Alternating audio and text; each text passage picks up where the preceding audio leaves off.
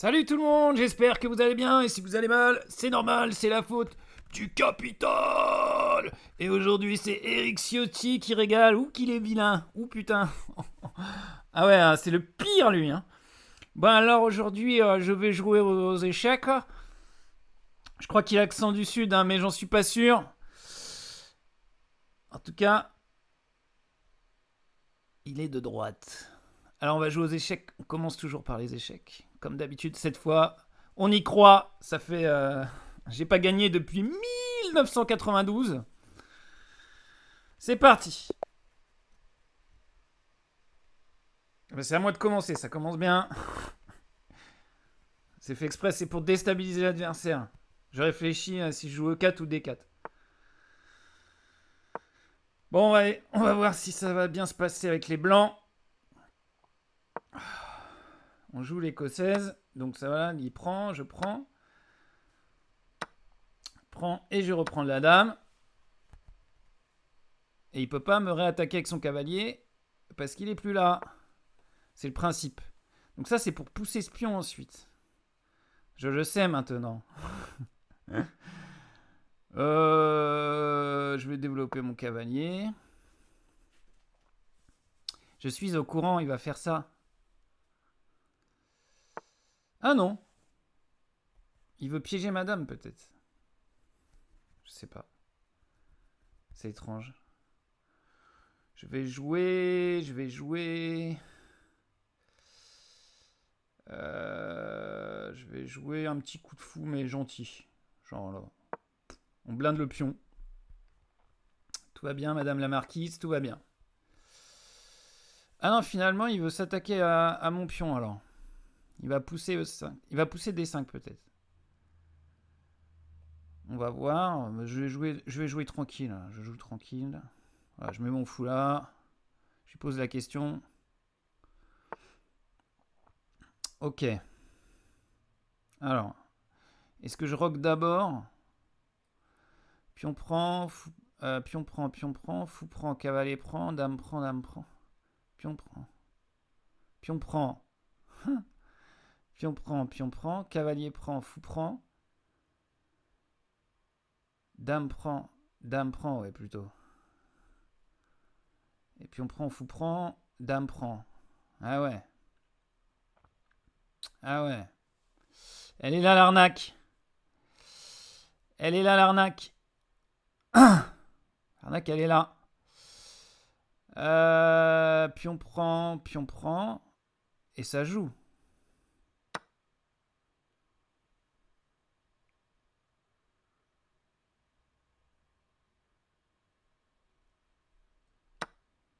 Ah, il fait fou prend. Alors, qu'est-ce qu'il veut? Je ne sais pas. Cavalier prend. Mais je me débarrasse de sa paire de fous. Mais 1000 fois, je me débarrasse de ta paire de fous, mon pote. 1000 fois, mon gars. 1000 fois, je prends la paire de fous. Bah oui. Et c'est pas malin, ça. D'ailleurs, je vais lui coller un échec. Tout de suite. Bam. Ah, il s'y attendait pas, celle-là. Bouh. Qu'est-ce que tu vas faire?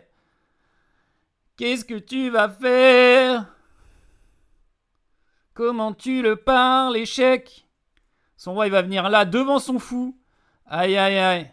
J'aimerais pas être à sa place.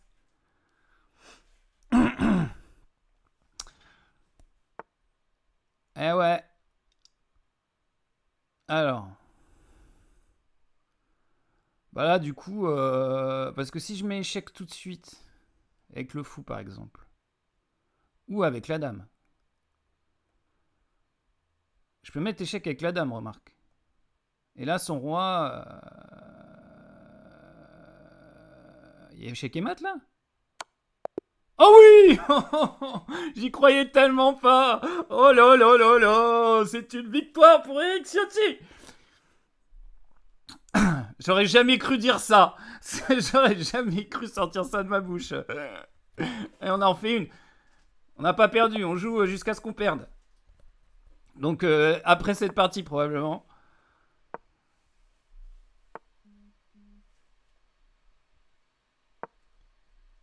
La carocane d'avance. Je sors d'abord mon fou, hein, parce que si j'avance le pion là, mon fou il va être bloqué. J'ai tendance à bloquer. Et nous on veut pas bloquer. Pas bloquer le fou.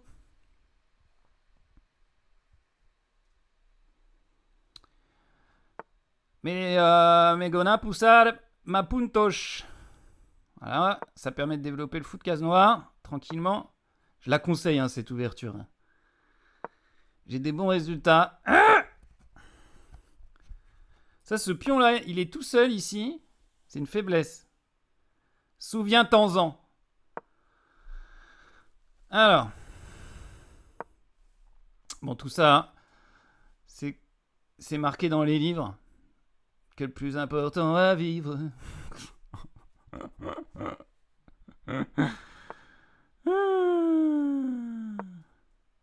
Il développe pas ses pièces, lui. Il joue que des pions.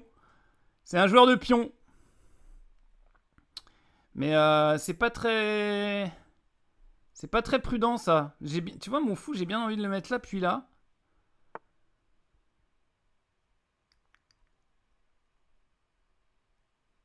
Sur échec, il va faire quoi? Ah, il va mettre son fou là. Ouais, mais fou prend, on va prendre. Et t'es déroqué, mon gars.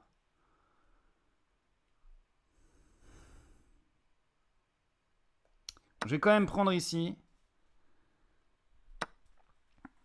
Ah, il prend du fou. Alors, on va jouer le plan quand même. On va voir s'il voit. Je pense qu'il va voir. Il devrait mettre son fou là s'il voit. En F2. Il devrait mettre son fou en F2 s'il voit l'arnaque. Est-ce qu'il va voir l'arnaque? Alors, il met son fou là. Ok, je joue quand même ça. Ah, il a bougé son roi direct. Il déroque. Le mec, il déroque. Il s'en fout. Bon, bah, je vais sortir lui. Hein. Pour l'instant, il n'y a rien qui craint. On veut manger le fou. On veut en faire son 4 heures. Il le sait. Il le sait.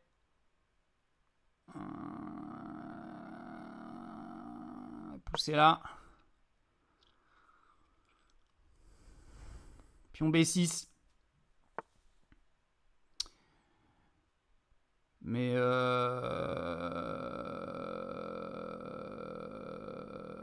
pourquoi pas? Je me demande si dame ici, c'est pas un coup ça. Dame ici, pion ici, je fais dame prend. Il a rien développé donc. Ok, je joue dame G5, mais j'ai peur. On va jouer quand même dame G5.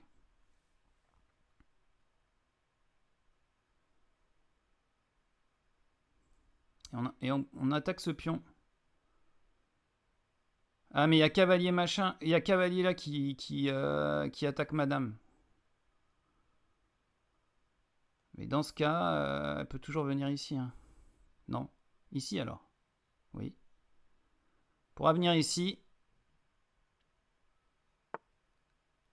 Putain, ouais, il fait exactement ça.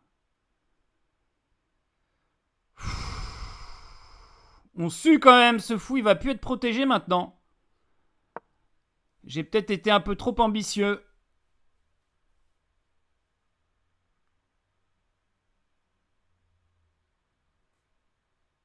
Attention quand même, cette case, elle m'attire. S'il bouge, lui, boum. Brr. Brr, brr.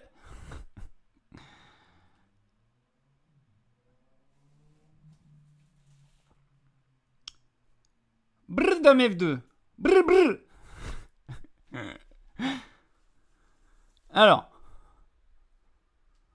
Alors. Je comprends pas tellement comment il joue. Là, il donne son pion.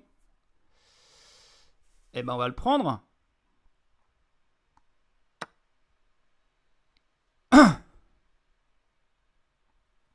On va le prendre.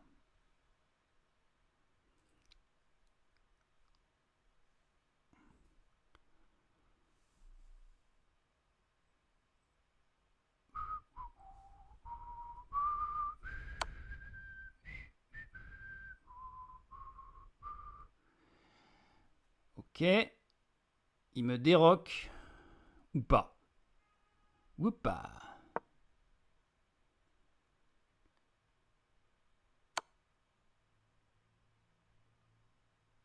Il donne un fou. Je le prends.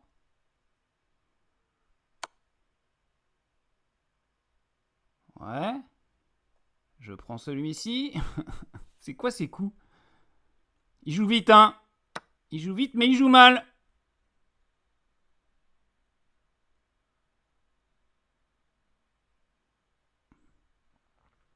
Moi aussi, je peux coller des échecs, mon pote. Fais gaffe. Allez. Oui, mais je vais reculer maintenant, papy. Ah, il veut me faire des échecs à l'infini, lui. Attends, faut réfléchir. Peut-être venir plutôt par là, non? Mais je peux pas. Ou alors là. Ouais, non, ça craint quand même. Ça commence à craigner. Bon, on s'en va. On reste sur Cazenard. Il a plus de fou.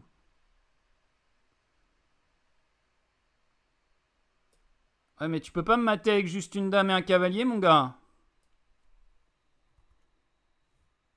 Ah, puis là, après, ça va taper dur, hein. Si tu défends pas. Non, je pense qu'il devrait défendre, hein.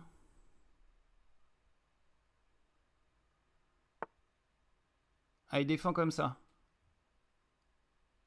Ok. Alors. Qu'est-ce que je peux faire?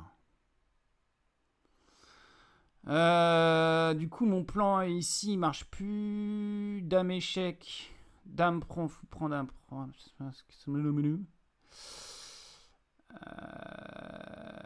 J'ai mon fou de case blanche, toujours qui est disponible.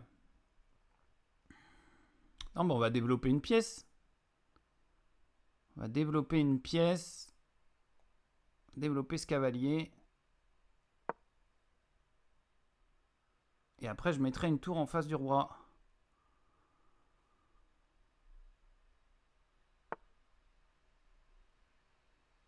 C'est ce que je vais faire. D'ailleurs, maintenant. Je vais pas me gêner.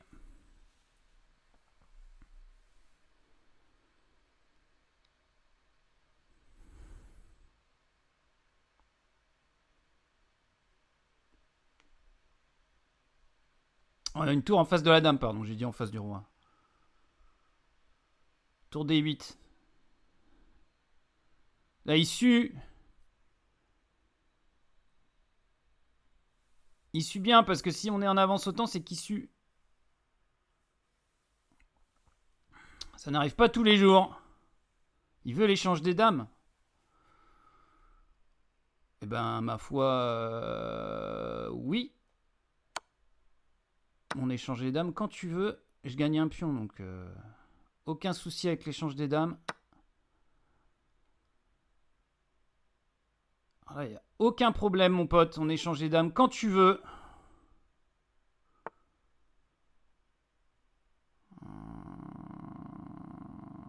Je vais mettre mon fou ici, il va être super fort.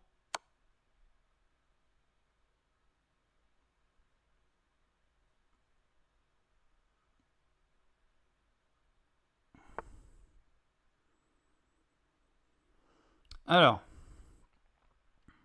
je centralise mon cavalier.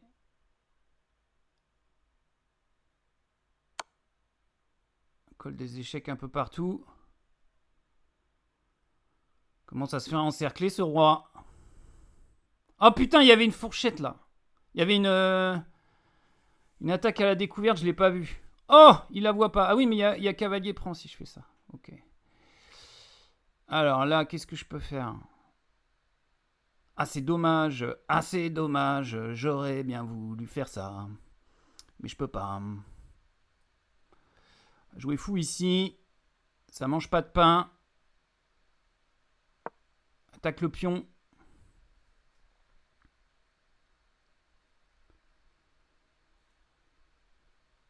J'ai la paire d'œufs. J'ai une pièce de plus. Qu'est-ce qu'il peut faire? Rien.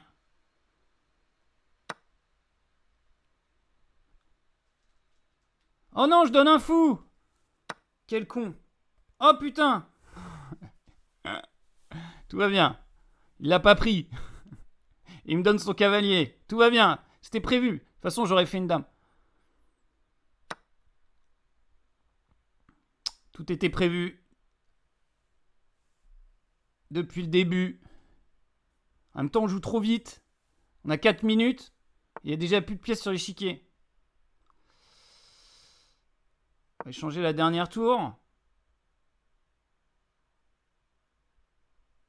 Prends pas de risque. Ok. Là, il doit bouger son roi ou sa tour. Alors. Je regarde s'il n'y a pas un truc à faire, mais on va faire une dame. Hein. Alors, on va bouger ça peut-être.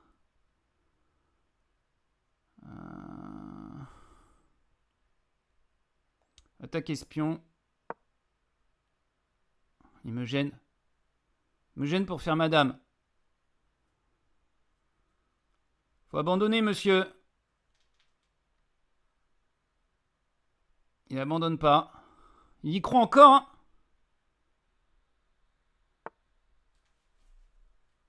Alors, lequel je prends de pion? Bah, celui-là, non. Pourquoi il bouge son cavalier là? Ça sert à rien. Ah, il veut venir là? Attaquer mon fou? Ouais. Quand tu veux. Ok, ça c'est vu. J'ai collé un échec. Ah, mais il y a cavalier prend sur échec. Bah, je me mets là. Ce serait bien là. Moi, je me mets là, j'attaque sa tour, tiens. Je regarde s'il n'y a pas une fourchette à la con. Je me méfie des cavaliers. C'est fourbe. C'est fourbe comme pièce.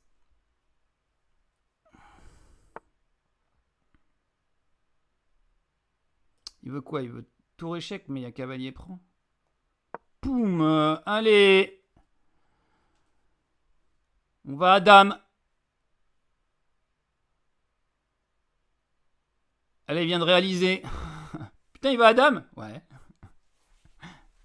Il va à dame? Ouais.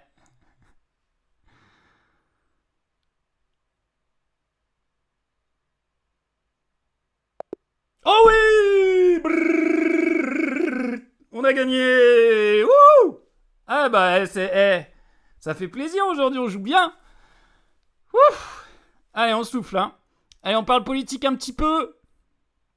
Alors, quelles sont les brèves aujourd'hui, monsieur de la Marquise? Oh, regardez comme elle est belle. Du plombomètre, la pétition contre la loi recueille plus de voix que Valérie Pécresse en 2022. On aime se moquer de la droite. Et alors? Bah et alors, c'est l'Archouma.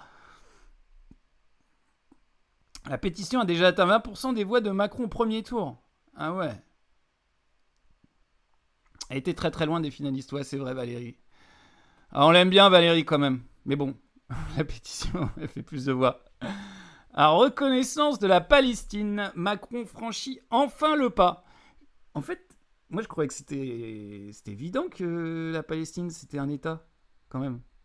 Parce qu'il y a des frontières, non? Bah apparemment non.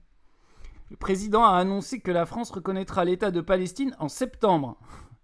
Oui, mais s'il n'y a plus de Palestiniens, ça sert à rien. Après avoir longtemps attendu des soutiens occidentaux et arabes, le chef de l'État a décidé d'avancer seul. Une annonce dont la portée dépendra notamment de la capacité de Paris à résister aux pressions israéliennes. Ouais, ils vont pas être contents, les Israéliens. L'ampleur de la guerre génocidaire à Gaza a eu raison des hésitations d'Emmanuel Macron. Le président de la République a annoncé jeudi 24 juillet sa décision de reconnaître l'État de Palestine, qu'il actera officiellement à l'Assemblée générale des Nations unies fin septembre. Ce faisant, la France voudra apporter une contribution décisive à la paix au Proche-Orient, a-t-il écrit dans une missive envoyée à Mahmoud Abbas, président de l'autorité palestinienne, plus tôt dans la journée. Alors, c'est sous condition, parce que j'ai lu des trucs. Ça devrait être écrit normalement, mais il faut que... il veut bien un État palestinien mais démilitarisé, sans armes. Donc, autant dire qu'il ne voudra pas. Pour la France, c'est un tournant historique. La question de la reconnaissance pleine de la Palestine comme État s'est posée à chaque président français depuis 1988, date d'une première vague internationale en ce sens. François Mitterrand, Jacques Chirac et Nicolas Sarkozy l'ont fixé comme l'horizon soutenu par Paris sans franchir le pas. Ah ouais ? Même Jacques Chirac ? Pourtant, il était aimé en Palestine, lui. Is that what you want to me to go back to France? L'ont fixé comme l'horizon. François Hollande l'a promise avant son élection, avant d'y renoncer pendant son quinquennat. Emmanuel Macron lui-même a passé 7 ans à tergiverser sur le sujet, s'en désintéressant même dans les grandes largeurs, jusqu'aux attaques meurtrières menées par le Hamas le 7 octobre 2023 et à l'offensive israélienne qui a suivi. L'étendue des bombardements et des destructions dans la bande de Gaza l'a conduit à évoquer l'hypothèse une première fois en février 2024, après un déplacement en Égypte au cours duquel il a rencontré des blessés et des humanitaires à la frontière palestinienne. Il a fait un pas supplémentaire en avril 2025, déclarant qu'il irait vers une reconnaissance. On va voir s'il tient parole. Mais avec lui, rien n'est moins sûr. Depuis, plus rien. Sinon, la promesse répétée que la France était déterminée à reconnaître l'État de Palestine. Sur le quand et le comment, en revanche, un flou régnait. Le report fin juin de la conférence franco-saoudienne censée entériner la décision avait fait craindre le pire quant à l'avenir de la reconnaissance. Tout paraissait devoir nourrir le pessimisme des observateurs.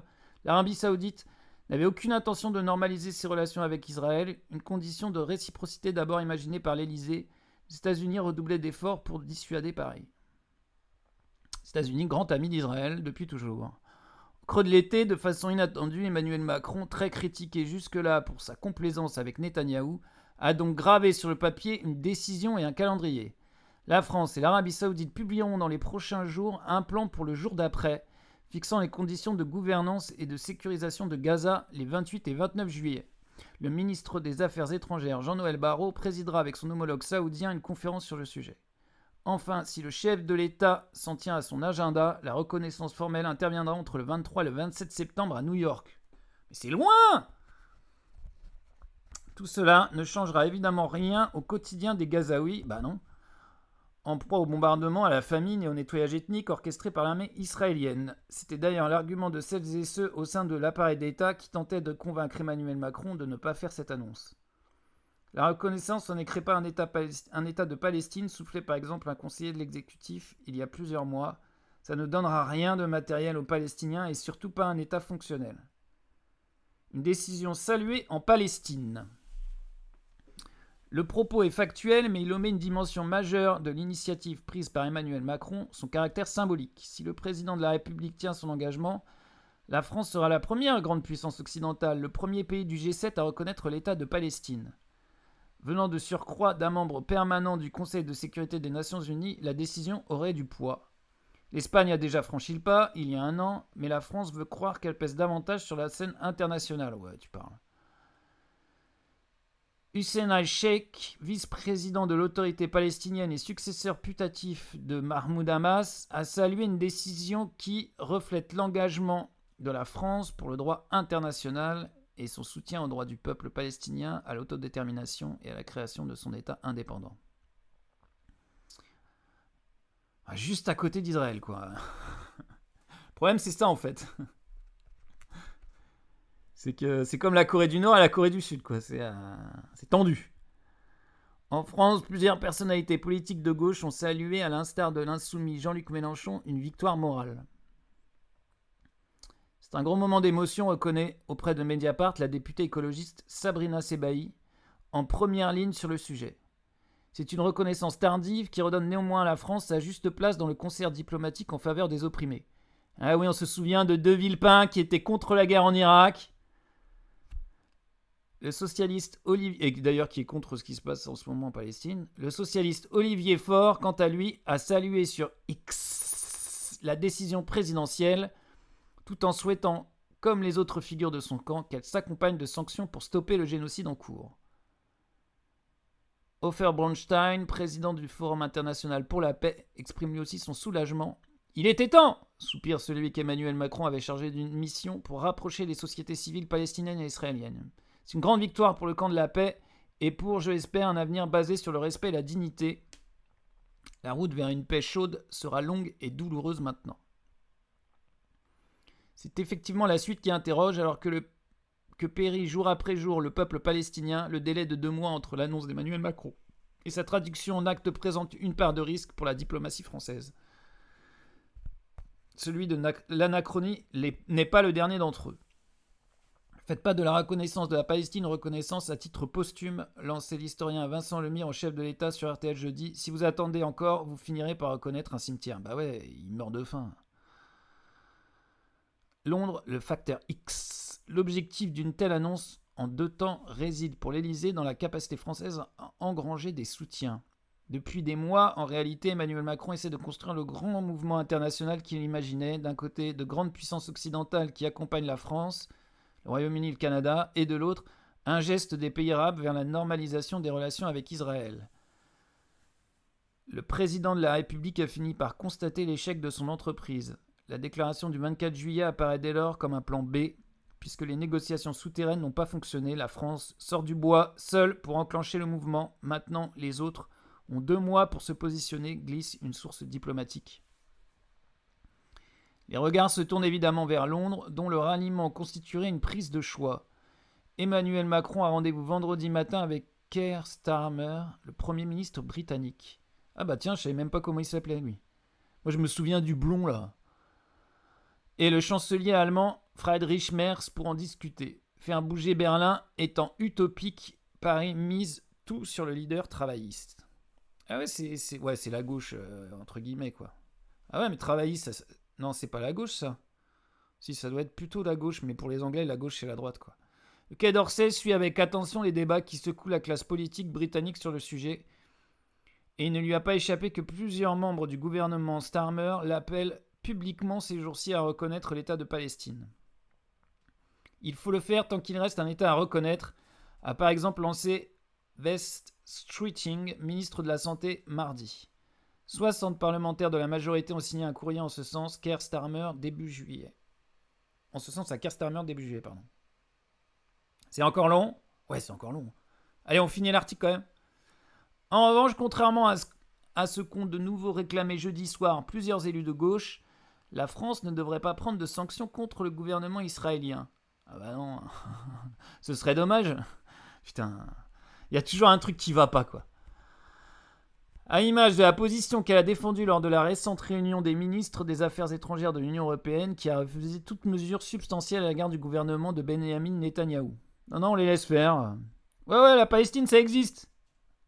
Paris se rêve plutôt en architecte de l'après. De l'après quoi ? Après massacre ? Au secours. Aux États-Unis, la charge d'obtenir un cessez-le-feu entre Israël et le Hamas, incluant une période de 60 jours pour penser la suite. Aux États-Unis, la charge d'obtenir... Ouais, un cessez-le-feu, ouais. En duo franco-saoudien, la responsabilité de structurer le day after. La dernière fois qu'il y a eu un cessez-le-feu, ils n'ont pas attaqué l'Iran. Démilitarisation du Hamas, sécurisation de Gaza par une force internationale, installation d'une gouvernance pérenne. Dans le scénario imaginé par la diplomatie française, les 2 mois de délai entre le poste d'Emmanuel Macron et son discours à New York permettront à d'autres puissances de se positionner dans le camp occidental, mais aussi en Afrique du Nord et au Moyen-Orient. L'objectif est que notre plan soit endossé par les États de la région, martèle une source diplomatique. Il en est un qui a déjà dit toute son hostilité à l'égard de la France, c'est Israël, dont le Premier ministre Benyamin Netanyahou a jugé que la décision d'Emmanuel Macron récompensait la terreur. D'accord. Son vice-premier ministre, Yariv Levin, a évoqué une tache noire dans l'histoire de la France et une aide directe au terrorisme. Ouais, enfin bon, si vous aviez pas... si vous aviez fait les choses correctement après le 7 octobre, je veux dire, raser toute une région, c'est pas forcément la meilleure réponse qu'il fallait faire. Je sais pas, ils ont le Mossad, quoi. Quand c'était à Munich, là, quand il y a eu l'attentat à Munich, ils ont tué tout le monde, partout dans le monde. Tandis que le ministre, tous les Palestiniens, ils sont pas tous responsables. Dans la tête de Netanyahou, tous les Palestiniens, c'est des terroristes. Hein. C'est clair. Ils sont pas tous responsables de ce qui s'est passé le 7 octobre. Tandis que le ministre de la Défense, Israël Katz, a critiqué une honte et promis qu'Israël ne permettrait pas la création d'une entité palestinienne. Ah, ils en veulent pas de la Palestine, hein, Israël. Hein. Paris redoute plus que la surenchère verbale du gouvernement israélien des mesures de rétorsion de Tel Aviv. Des sources officielles citées dès le mois de mai par le Figaro adressaient par exemple à la France une menace simple. En cas de reconnaissance de la Palestine par Emmanuel Macron, Israël, qui le fait déjà de fait, annexera les colonies de Cisjordanie. Putain, les enculés. Ah, c'est la France qui reconnaît l'État de Palestine et eux, ils tapent sur la Cisjordanie, derrière.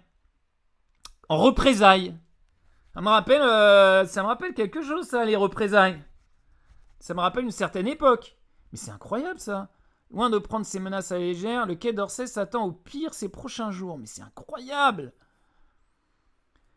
Dernier à réagir, les États-Unis ont dit vendredi rejeter fermement la décision française. Une position qui n'aura surpris personne à Paris. Fidèle allié d'Israël, le président américain Donald Trump. I like very much Israel. It's a very good country. And I don't know where it is, but it is a very good country. Le président américain Donald Trump voit d'un très mauvais œil l'énergie déployée par la France pour la solution à deux États. Aucun membre de son administration ne sera présent à la conférence des 28 et 29 juillet qui se déroule pourtant sur le sol américain. Et les pressions pourraient de ce côté-là aussi s'accentuer pour que personne ne soit tenté de suivre l'exemple français. Donc Israël a dit, si vous la grosse info, c'est si on reconnaît la Palestine, il tape sur la Cisjordanie. Allez hop, on n'est pas content. C'est des trucs de coup. Enfin, c'est waouh.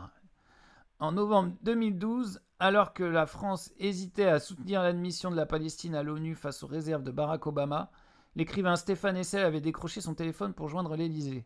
Je leur ai demandé de dire à François Hollande que c'est une situation où il ne faut pas se laisser impressionner par les Américains, avait raconté l'intellectuel et ancien diplomate à Mediapart. La situation à Gaza montre que c'est le moment ou jamais de montrer un peu de courage. Au bout du fil, 2 conseillers de l'Élysée, dont un certain Emmanuel Macron. Ouais. Bon. Wait and see, comme on dit, hein. Allez, on va rejouer aux échecs après cette page un peu sérieuse. Mais pourquoi pas. Moi bon, je vais pas dire ce qu'il faut faire hein, dans cette situation. Loin de moi l'idée de dire ce qu'on pourrait faire. J'ai l'impression que c'est compliqué. 2 États.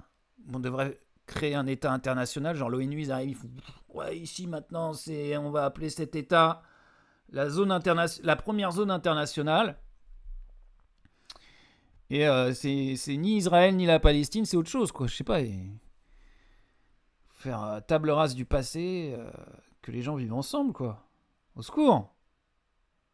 Mais là, c'est mal engagé, hein. Après tous les massacres et tout, là. Là, l'immédiat, c'est est-ce que les Palestiniens vont survivre ? C'est ça, immédiat. Est-ce qu'ils vont pas mourir de faim, quoi ? Et les journalistes de l'AFP, à mon avis, s'il y a un journaliste de l'AFP là, occidental qui crève de faim, waouh, ça va faire du bruit. Hein. Ça va faire du bruit. Allez, on repart sur les chess. On a 2 victoires pour l'instant. 886 élos. Alors, c'est parti. Caro-Can. C6. Il joue ça, je m'en fous. Il joue ça, je sors mon fou. Voilà, devant la chaîne de pions, comme on l'a dit tout à l'heure. Le cavalier, tranquille, moi aussi je pousse ici. Et là, on veut ce coup pour casser sa chaîne de pions noirs. Alors, là, il propose l'échange des fous. Mais ça rajoute un pion au centre. Donc je vais le mettre ici. Et s'il prend, je reprendrai et ça ouvre la colonne de la tour. Ah, il prend pas. Il rock tout de suite. D'accord, il joue vite. Hein. Il joue vite, Papy Moujo.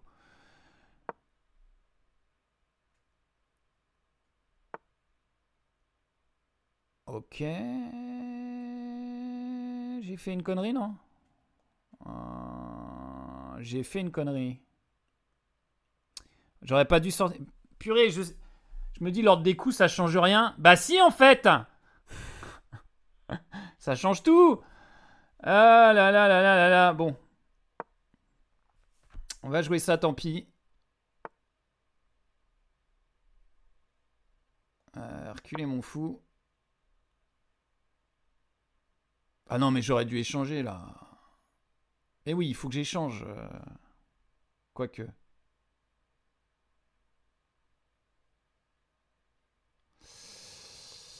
Quoique. G4. G5, pardon. Est-ce que G5, ça joue, ça? Ah, c'est lui qui brise la chaîne. Bizarre. Hein. Mais G5, ça joue, on est d'accord.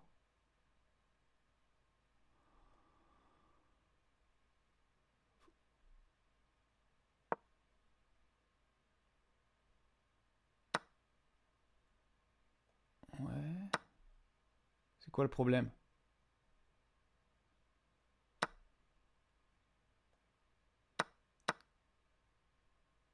Il échange tout. Tour ici. En face du roi. Tour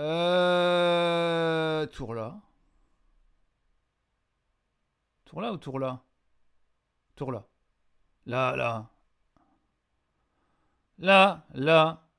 Là, là, là, là, là, là. Là, là. Là, là.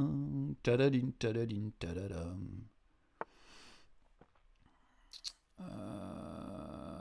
Je vais mettre mon fou ici, comme ça on échange peut-être est-ce qu'il n'y a pas autre chose? Un dame ici peut-être. Ouais. Dame B6. Attaque ce pion. Je prends ce pion.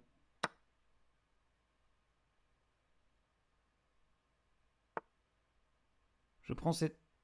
Je prends rien du tout.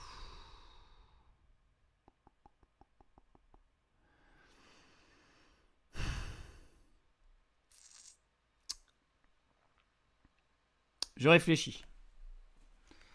On joue trop vite là. C'est pas bon. On joue trop vite, c'est pas bon. Il va me faire tour ici ou je sais pas quoi.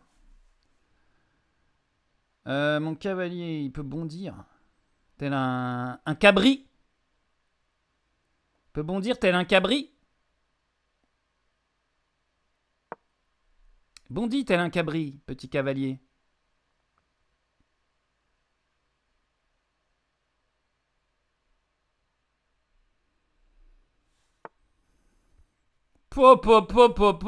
C'est quoi ce coup de merde? Ou alors j'ai rien compris. Hein. Bah y a échec mon gars. Alors lui, ah, il manque pas de coronesse on va dire. Alors. On a 6 minutes 30. Pourquoi jouer vite? Pourquoi ne pas apprécier le temps qui passe et qui nous tire inexorablement vers une mort certaine? Hein? Pourquoi jouer vite?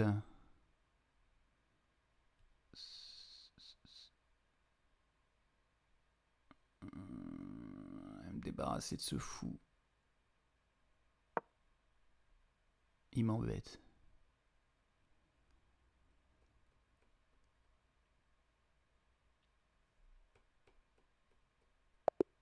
Ah oui, la Mandone face à la puissance charismatique de Monsieur Ciotti. Oh là là là là là là, mais ce soir les échecs, je me rattrape, hein. 3 victoires, les gars. Et les filles. Oula, bah là, D4. D4, ça risque de changer un peu la donne. Je déteste D4. J'y déteste. Alors.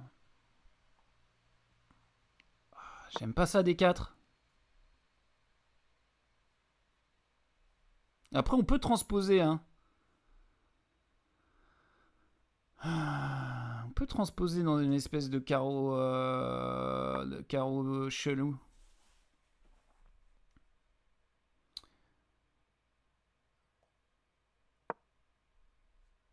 Je fais tout comme lui à l'envers. Queen, queen. Miroir, miroir. Queen, queen. Ouais, voilà, ça transpose ça, en fait. Ouais, vite F. Bah, ça transpose presque. Ça, ce cavalier-là, j'aime pas. On va s'en débarrasser. Vous en avez marre de tous ces cavaliers qui viennent en E5? On va vous en débarrasser. Vous en avez marre de ces cavaliers qui viennent en E5? On va vous en débarrasser. Il prend du fou. Ok. Qu'est-ce que ça change pour moi? Rien. On va préparer le roc. Vous en avez marre de ces cavaliers qui viennent en E5? On va vous en débarrasser.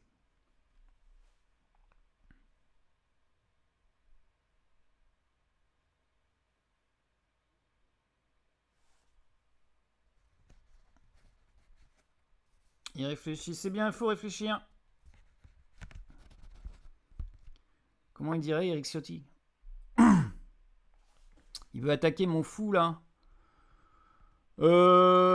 J'ai bien envie de le défendre ce fou.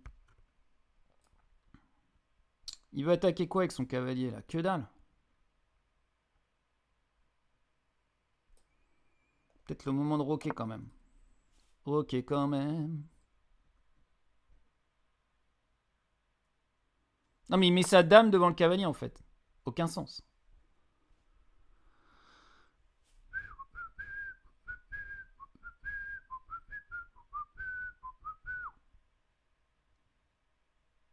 J'ai pas envie de me débarrasser de mon fou. Lui oui par contre. Je sais pas pourquoi. Noir c'est noir. Oh!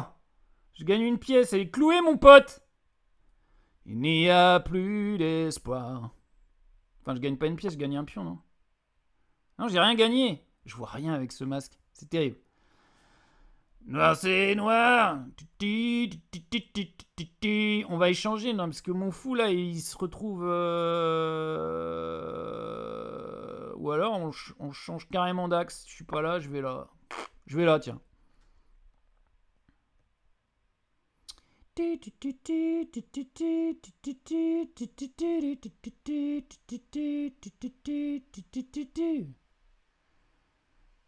Noir, c'est. Noir. Noir, c'est noir.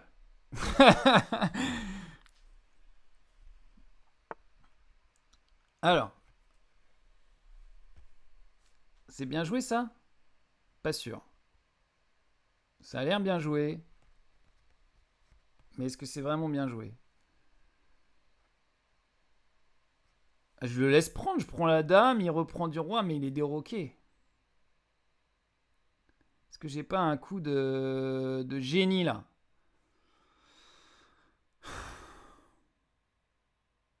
Parce que si je prends ici, il va faire quoi? Il va faire cavalier prend. Et il va avoir un cavalier chiant. Donc j'ai aucun intérêt à faire ça. Je sais pas, je pousse ça. Allez hop. Ah, il avait pré-move ça. Bien joué ça par contre. Parce que sur fou prend, il y a fou prend, dame prend et ah ouais.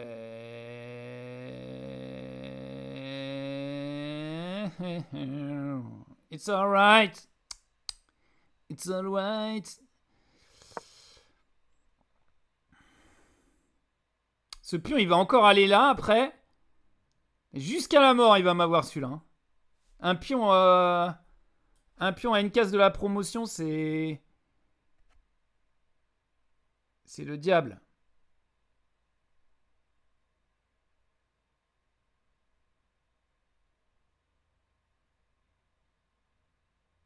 Il veut toujours pas roquer par contre. Hein.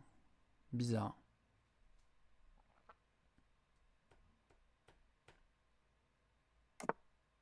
Ah, enfin.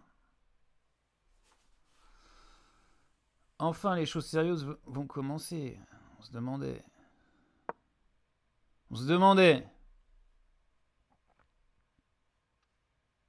Ah bah j'arrive, hein. Tu rock, mon pote. J'envoie la cavalerie, hein. J'envoie tout le monde. La femme, les gosses, tout.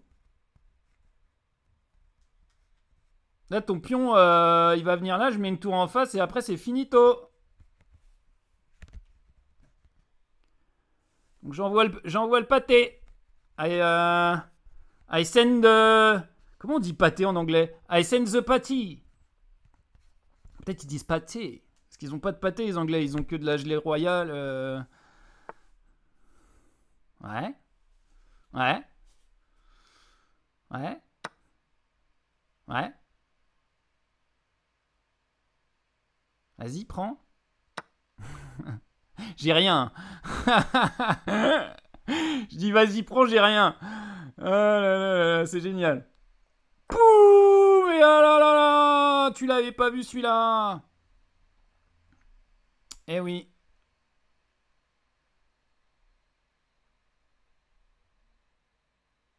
Le pion. La poussée du pion, mon pote. Ça transpire. Ça transglue. Est-ce qu'il y a toujours quelqu'un qui regarde? Il y a une personne qui regarde. Wouh. Ça transglue. Ah, c'est vendredi soir. C'est pas simple. Les gens sont sortis. Alors, il met sa dame ici. Pourquoi? Un geste de désespoir? Ou une attaque rondement menée? Qu'est-ce que ça menace, ça? Ah, ça menace ça. Ça menace cavalier prend, fou prend, dame prend.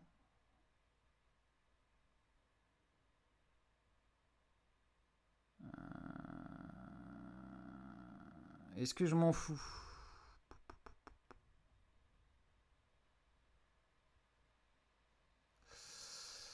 Si j'ai plus de fou, j'ai plus d'attaque. Merde.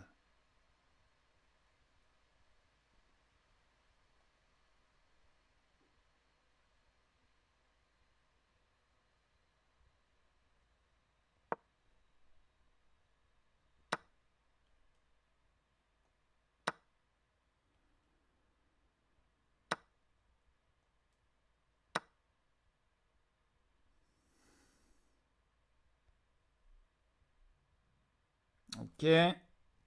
On est toujours égal, mais c'est pas gagné.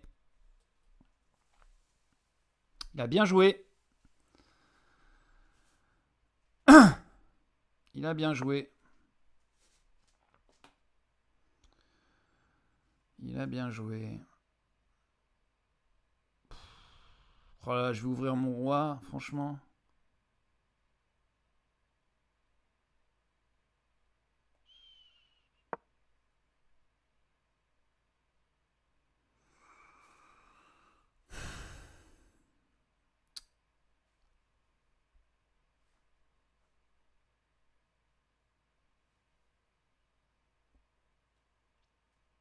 J'ai envie de mettre ma tour là, et doubler là. Et après pousser là. Hein. Tour ici, tour ici. Pousser ça. Mais est-ce que je vais avoir le temps? Pas sûr.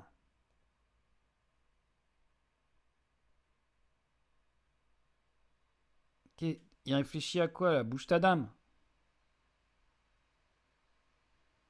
Ah, ce pion là, après ce pion là, il va être hyper faible. Ah non, mais ma tour va carry en fait. Ah, il la met là? Ah mais non, je veux pas échanger hein. T'es fou mon gars. Ah mais je suis obligé! Salaud! Je suis obligé d'échanger. Ah, je suis obligé. Mais ouais. Ok.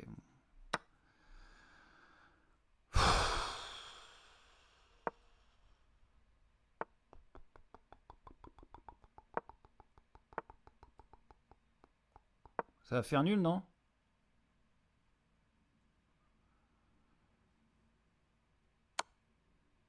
Ok. Ah mais lui, il est mort, non? Oh, je propose la nulle. Pleutre. Je fais mon pleutre. C'est une stratégie. Hein. Ne vous inquiétez pas. Hein. J'ai pas envie de faire nul, mais... Un mec, quand tu lui proposes la nulle, il se dit « Ah ouais, et tout, il a peur. » Alors j'en ai un à foutre.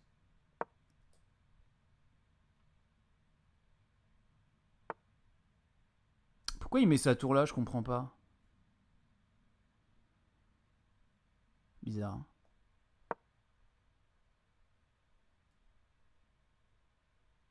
Très étrange.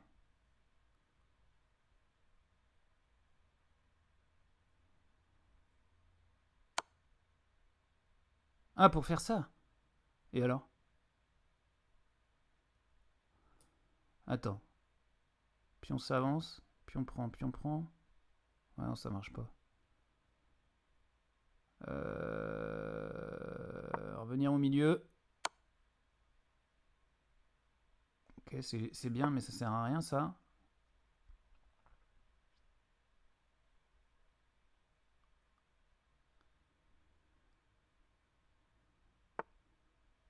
Ouais. Je perds ce pion, là? Vraiment?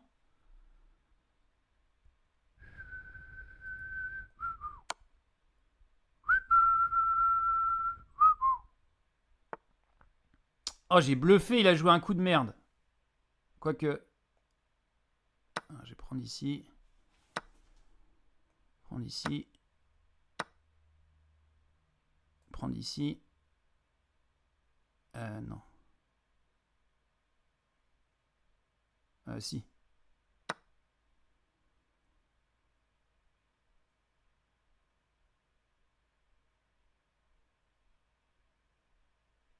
Oh, et puis défends-lui.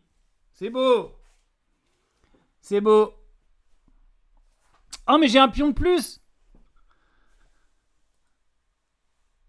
Pourquoi il prend pas, là? Il a déco ou quoi? Mais prends. Il a peur d'un truc. Mais de quoi? J'en sais rien.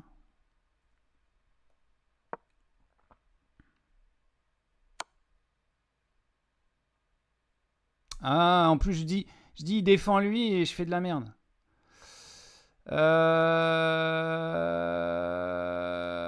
Je sais pas trop quoi faire là. Est-ce que je vais attaquer lui avec le roi? Ouais, je pense qu'on va faire plutôt ça.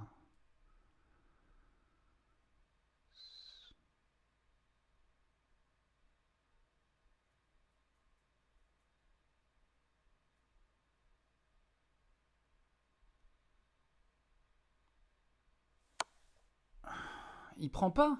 Pourquoi? Ah, il veut me mater? Il est sérieux? Il a joué un coup de merde là, il y avait un pion à prendre là. Je comprends pas pourquoi il prend pas.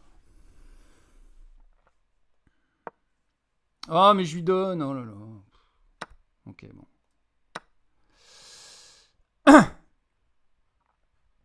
Bon, j'ai mon roi qui veille au grain. Alors, si je monte, il va venir là? Non, il va venir là. Ah.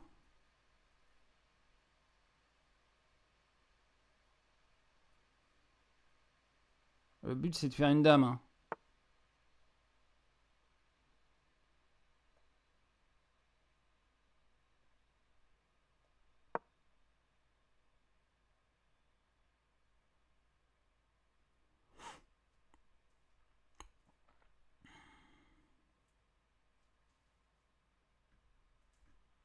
Le but, c'est de faire une dame.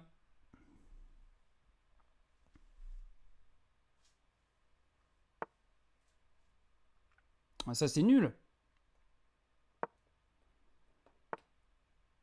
Ouais.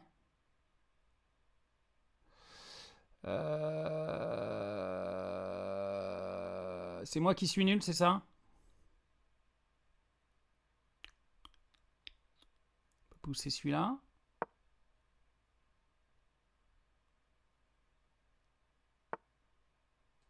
Ok.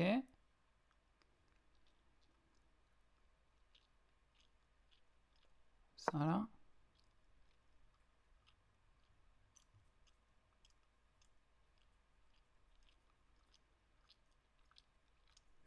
Ah, les finales, j'adore. Même si je la perds, j'adore. J'adore parce que c'est vraiment la quintessence, j'ai envie de dire, des échecs. Il n'y a pas de fioriture. C'est celui qui va faire la dame en premier.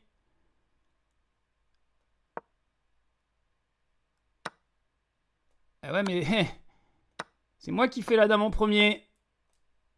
Hop là. Hop là.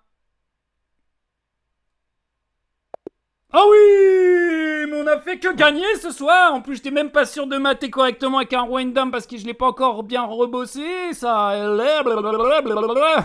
On est à 902 hello. Wow. Allez, on va reparler un petit peu politique avant d'aller se coucher. On a passé beaucoup de temps sur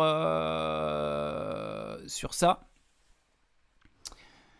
Et du coup, on va peut-être lire cet article et puis ce sera bien. Hein, un article intéressant sur démographie. Il y a désormais plus de décès que de naissances en France. Une première depuis 1945. Comme c'est étonnant. Hein, est-ce que ce serait pas à cause du fait qu'on a des vies de merde et qu'on n'a pas envie de faire des gosses? Peut-être, on sait pas. Hein. Peut-être c'est un lien, peut-être parce qu'on a des boulots de merde, parce qu'on nous en demande toujours plus, parce qu'on aimerait bien chiller. Hein, c'est peut-être pour ça qu'on fait plus des gosses. Alors que le croisement des courbes était censé avoir lieu en 2027, l'économiste François Girolf constate grâce aux chiffres de l'INSEE que le nombre de décès a dépassé le nombre de naissances sur un an entre mai 2024 et mai 2025. C'est la première fois depuis la Seconde Guerre mondiale.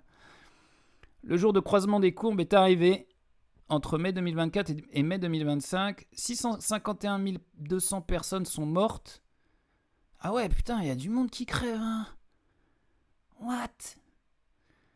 Il y a 651 200 personnes de Français qui meurent chaque année. C'est fou, quoi. Pour 650 400 naissances. Cette révolution démographique va très probablement s'inviter dans les débats politiques dans les prochaines années, tant elle pose des questions pour notre modèle social. 16 janvier 2024, Emmanuel Macron avait appelé à un réarmement démographique de la France. Sortez vos pénis! Sortez les choupinettes! Le président de la République avait alors annoncé un plan contre l'infertilité et un congé de naissance pour relancer la natalité. Ouais, faites un gosse, vous aurez un congé de naissance. Wouh!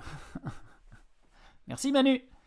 Il réagissait au bilan démographique de l'INSEE pour l'année 2023 dans lequel était observée une baisse des naissances de 6%. 6,6% par rapport à 2022. Force est de constater que ces annonces n'ont en rien inversé les tendances. Bah non, en plus déjà si c'est Macron qui parle, soit on l'écoute pas, soit on dit « Oh, Macron, émission !» Donc ça va être compliqué. Croisement des cours plus précoce que prévu. Ah ouais, bah ouais, 2 ans quoi. En mars 2025, l'Institut national d'études démographiques publiait un rapport intitulé « La population de la France va-t-elle diminuer ?» dans lequel les chercheurs Gilles Pizon et Laurent Toulmont constataient que le solde naturel français, différence entre le nombre de naissances et le nombre de décès en France, était passé entre 2019 et 2024 de 140 000 à 17 000. Ah ouais, donc en fait la population elle augmentait de 140 000 personnes et après 17 000 et maintenant elle diminue. Donc la chute est brutale. Chercheurs projetaient alors un solde naturel négatif en 2027. En plus, Laurent Toulmont, il connaît bien tout le monde. Un solde naturel négatif compensé par un solde migratoire positif. Sans déconner. Malgré le net ralentissement du solde naturel, la population française a augmenté de 169 000 habitants en 2024, soit une hausse de 0,25%. Ouais, ça monte, mais en fait, c'est que dalle. Sur 80 millions, 169 000, c'est pas grand-chose, c'est que 0,25%. Enfin, 70 millions plutôt maintenant. Mais principalement grâce à un solde migratoire positif. Selon le rapport de l'INED, la croissance tient pour les 9 dixièmes à l'excédent des entrées sur les sorties du territoire. Solde migratoire estimé à 152 000 par l'INSEE. Et pour un dixième à l'excédent des naissances sur les décès, solde naturel. La population française va ainsi continuer à augmenter sur les 2 prochaines décennies selon l'INED. Le solde migratoire deviendrait le seul facteur de croissance de la population française et devrait donc compenser la baisse de la natalité. Un plafond devrait être atteint dans les années 2040 avec 70 millions d'habitants. Bah voilà, stressez pas, en 2040 ça monte plus. Un phénomène expliqué par la baisse de la fécondité et la hausse de la mortalité. La hausse de la mortalité, sans déconner. Ah bah oui, le baby-boom. Dans un autre rapport paru le 9 juillet, l'INED constate que la fécondité a diminué en France ces dernières années. Ce serait pas à cause des produits chimiques ? Alors que l'on comptabilisait 2 enfants par femme en 2014, ce chiffre est descendu à 1,6 en 2024. Ah ouais, les gens ont du mal à faire des gosses aussi, hein. C'est pas une légende, hein. Moi j'en connais. Hein. Selon les auteurs du rapport, les jeunes souhaitent de moins en moins d'enfants. Sans déconner. La baisse des intentions de fécondité est beaucoup plus marquée pour les jeunes adultes de moins de 30 ans. Ouais, c'est vrai, il y a 20 ans, les gens, tu disais je vais faire un enfant, les gens ils disaient ouais, ok, tu vas faire un enfant, c'est bien. Aujourd'hui, tu dis tu vas faire un enfant, les gens ils sont là, quoi, tu vas faire un enfant? Ouais, mais c'est super, ouais, t'es courageux, wouh. Oh là là, ouais, putain, t'as du courage et tout, un enfant, mais tu te rends pas compte. Alors qu'il y a 20 ans, tu faisais un enfant, ta gueule, on s'en fout, tout le monde en fait. Il est passé de 2,5 à 1,9 enfants souhaités pour les femmes et 2,3 à 1,8 pour les hommes. Les hommes veulent moins d'enfants que les femmes, comme c'est étonnant.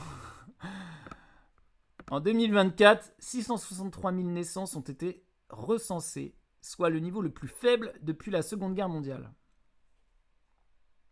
Selon l'INED, les intentions de fécondité ont diminué dans tous les groupes sociaux, quel que soit le sexe, l'âge, le pays de naissance, le niveau de diplôme, la catégorie socio-professionnelle ou le niveau de vie. Personne ne veut faire de gosses. Toutefois, les personnes inquiètes pour l'avenir et plus soucieuses de l'égalité de genre ont tendance à moins vouloir d'enfants que les personnes pas inquiètes ou plus traditionnalistes. Ouais, tout va s'arranger, tu vas voir. Face à cette tendance baissière de la natalité, on observe une tendance haussière de la mortalité du fait du vieillissement des personnes nées durant le baby-boom. Ce double phénomène mène donc vers un solde naturel négatif qui est appelé à se prolonger dans le temps. Un phénomène européen. Au niveau de l'Union européenne, le solde naturel est négatif depuis 2012. Nous, on est en retard. La France faisait partie des derniers pays de la zone à pouvoir revendiquer un solde naturel positif. En 2023, 21 des 27 pays de l'Union présentaient un solde naturel négatif. La France était par ailleurs largement en tête parmi les grands pays européens. Seule la Suède, Chypre, le Luxembourg, l'Irlande et Malte se targuent d'être dans les pays où les naissances excèdent les décès. Ouais, mais le Luxembourg, ils sont riches. Malte, je saurais pas dire. Chypre, je pense pas. La Suède, la Suède, quoi. Ça, c'est de l'argument. La Suède, c'est la Suède. Enfin, la France avait en 2022 et en 2023 l'indice conjoncturel de fécondité le plus élevé de l'Union européenne, selon l'INED.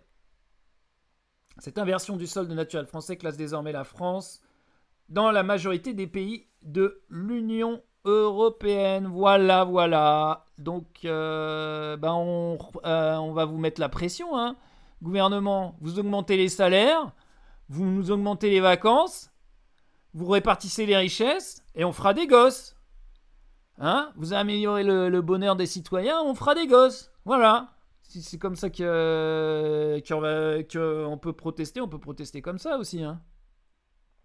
Non mais sans deck quoi. Tu passes 43 ans de ta vie à bosser. Si t'as de la chance, tu supportes à peu près ton boulot. Si t'as pas de chance, t'as un boulot de merde. Et après on dit ouais, vous faites pas d'enfants. Bah ouais, il y a la contraception maintenant, elle est plus efficace qu'avant. Il y a moins d'enfants non désirés. Eh oui.